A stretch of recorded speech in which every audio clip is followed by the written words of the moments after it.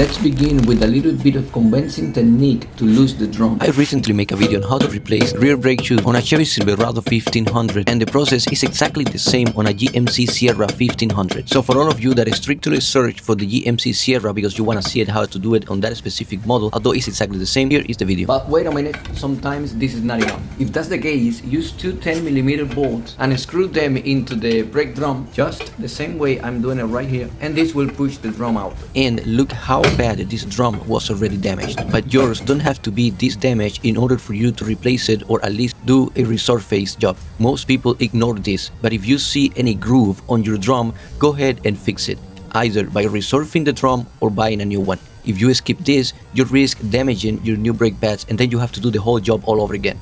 Therefore, in my opinion, it's not worth it. I'm using this pliers. This is what I have to start removing the springs. Set everything aside, make sure you don't lose anything unless you have a new one. Now for removing the second spring, one of the ends is in front of the shoes and the other one is behind it.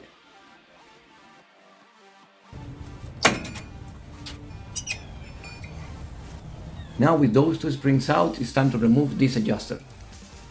Don't worry if the adjuster moves a little bit, anyway we're gonna have to reset it. At the bottom we have another spring, let's go ahead and remove that one too.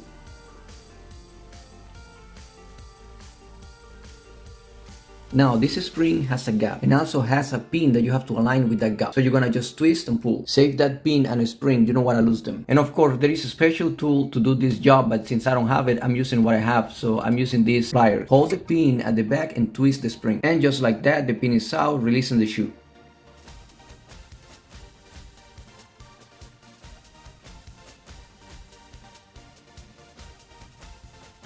Let's go ahead and repeat the same process at the other shoe. In my case, the spring was weak, so I was able to do it by hand. This is not good. So if this happens to you, I would suggest that you go ahead and buy new springs. I have seen some people removing the e-brake to do this, but I don't really see why you have to do that. All you have to do is move that clamp, that U-shaped clamp, and release the brake shoe, then install the new one back in.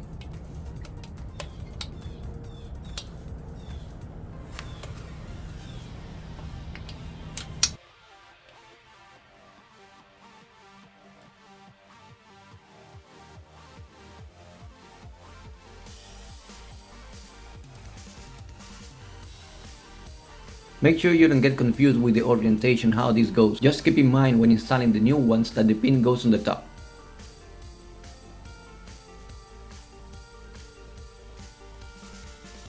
Now with everything out, go ahead and do a good cleaning. A wire brush will do the job just fine, but use whatever you have handy. And if you have some brake part cleaners, let's go ahead and use it right now.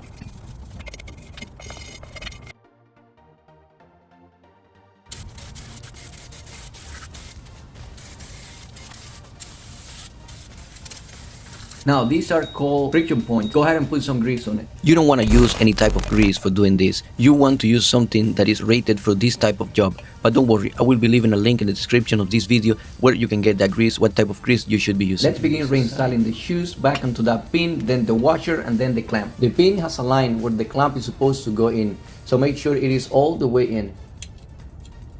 Then press on the ends of the clamp to close it.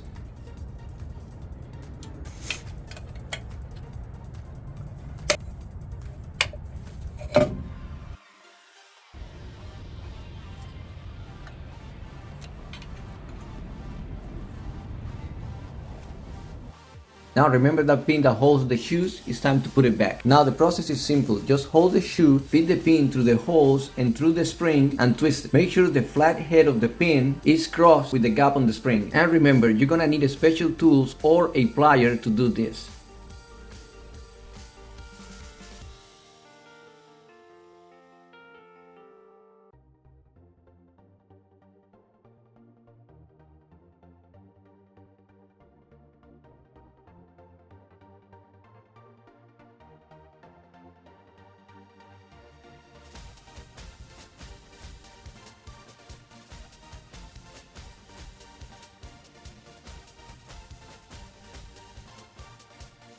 With the shoes in place, I'm starting from the bottom with the spring.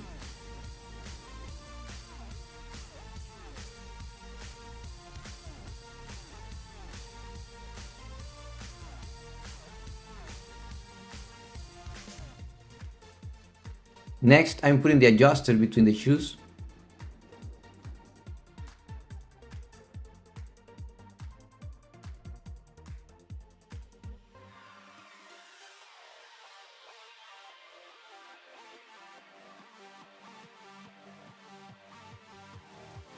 Now this spring has a little bit of bending on one side. That one goes at the back of the shoes and the other one goes to the front of the other shoe.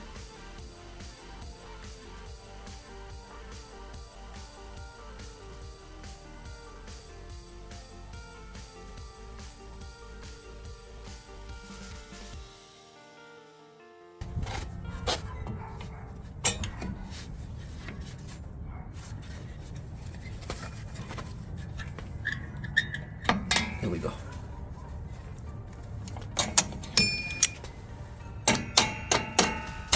There we go. Now pay close attention on how that L-shaped part goes. One end goes on the pin and the other one goes on the dented wheel. And of course there is the last spring holding all that together.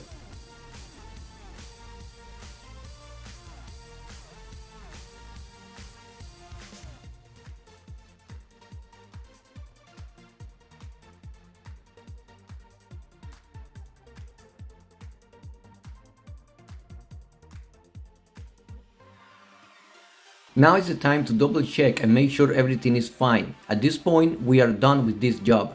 Make sure those pins on the springs are crossed as I mentioned before.